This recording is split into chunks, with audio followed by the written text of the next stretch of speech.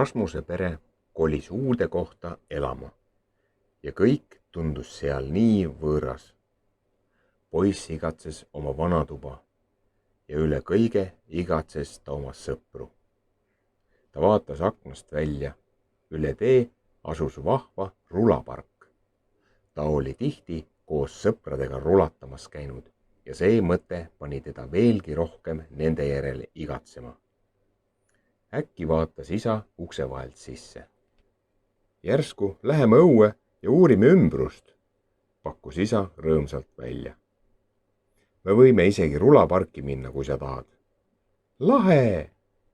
Oli Rasmus nõus, aga siis hakkas ta muretsema. Mis siis, kui ma teistele ei meeldi? Küsis ta isa käest. Ära muretse, rahustas isa.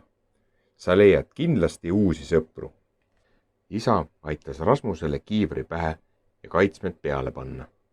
Siis haaras Rasmus oma rula ja nad suundusid parki. Rulapark oli täis rulade ja rulluiskudega lapsi. Pargis oli palju erinevaid rampe ja renne ning kõigil paistis lõbus olevat. Vau, siin on nii vinge, hüüdis Rasmus ringi vaadates. Ta kibeles juba rajale. Hetk hiljem vuhisesid Rasmus juurde 3 poissi ruladel. Lahe rula sul, ütles üks. Tahad meiega koos sõitma tulla? Rasmus pelgas pisut, aga isa sosistas talle kõrva. Mine. Rasmus võttis oma rula ja läks poistega kaasa. Mina olen Mattias, teatas üks poistest. Ja need on Oskar ja Markus. Rasmus ei tundnud ennast esialgu kuigi kindlalt, aga peagi siksakitasid poisid juba üheskoos. Proovi kindlasti seda renni ka, soovitas Markus. See on ülilahe. Ta tuhises rennist alla ja teiselt poolt üles. Juhuu! Ja tema ärevusest polnud enam jälgigi. Kas tahate trikki näha? Küsis Oskar, kui nad mööda rampe kihutasid. Poisid noogutasid ning Oskar tuhises kallakust alla ja siis teiselt poolt kõrgele üles. Tõmbas põlved konksu ja haaras rulast kinni.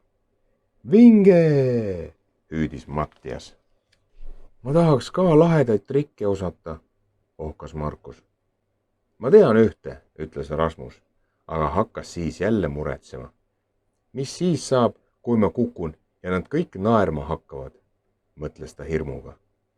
Siis kogus Rasmus julgust ja võttis oma rula. Ta vuhises rennist alla, pööras rula lennu pealt ümber ja maandus siis uuesti rulale. Poisid hõiskasid tunnustavalt. Vot see oli lahe, kiitis Oskar. Õpeta meile ka. Vabandage, poisid, aga me peame nüüd koju minema, ütles isa ligi astudes. Rasmus lehvitas oma uutele sõpradele ja lubas neile järgmisel korral seda trikki õpetada. Ma leidsigi endale uusi sõpru, teatas Rasmus rahulolevalt, kui nad isaga koju jalutasid.